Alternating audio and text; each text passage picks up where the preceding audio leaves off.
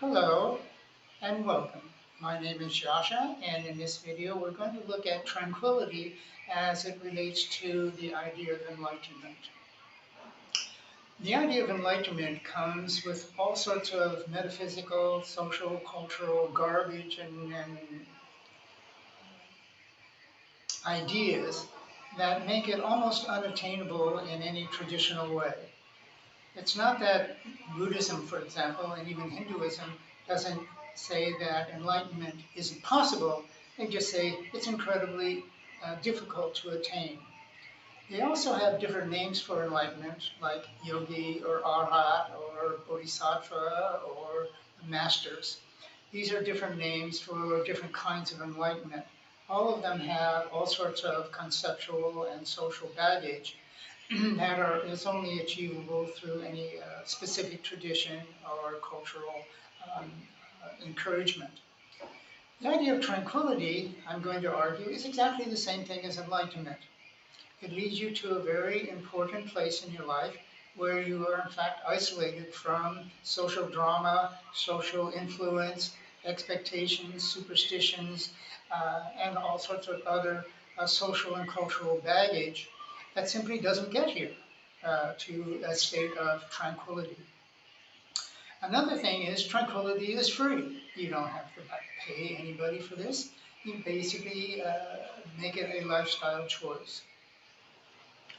One of the ideas of mystics say about enlightenment is enlightenment is easy, keeping it is difficult.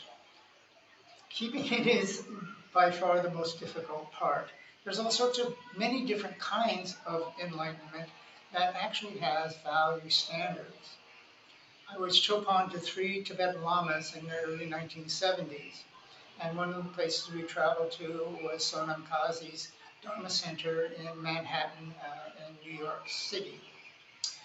And in the morning time, Sonam Kazi's students would come in and ask Duduk Chen questions or ask him for specific kinds of meditational practices. But the most frustrating question that seems to bother Duduk Chen was that they wanted to become enlightened. Well, in the evening, Duduk Chen was very concerned about his visits with the students and asked them what his problem was. And he said, well, the problem was that they were concerned about their own enlightenment. And I said, well, what is your understanding about their enlightenment?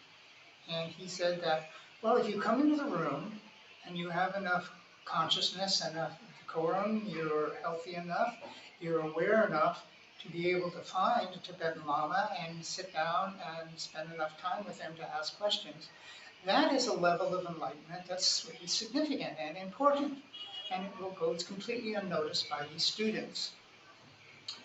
So I thought about this for a bit, and I said, the question might be a little bit different. They're probably asking you to explain to them why there are conflicts about their own enlightenment.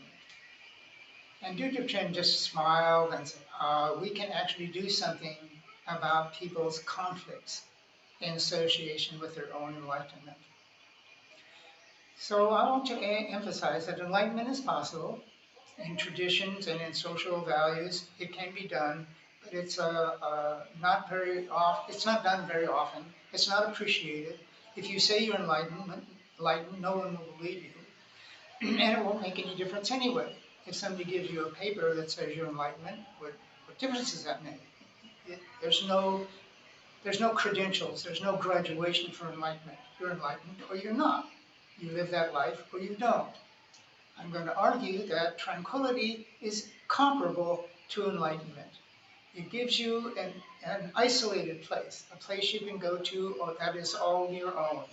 There's all sorts of things that can't get there. Social conditions, social norms, expectations, superstition, dharma, teachings, formal practices. None of it gets to tranquility because tranquility doesn't know how to incorporate these things. So what I'm going to encourage you is there's places you can go to in your life, a quiet place, maybe a dark place, maybe a place with a candlelight. It could be a quiet place. And this helps you create an environment that is tranquil. And eventually, you adopt that environment into your own subjective reality, and you live a tranquil life. No one's, very few people are going to notice this. No one's ever going to ask you any questions about this. And you probably don't actually have any real advice for people who don't make this choice. But it is a personal choice, and it's something that I encourage you to consider. This is a good explanation for tranquility and something that is possible. And I think it's an appropriate and reasonable choice.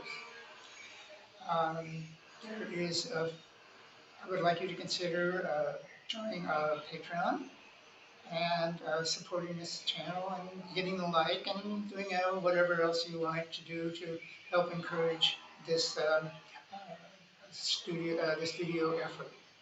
Thank you very much, and Sarvan Mangala.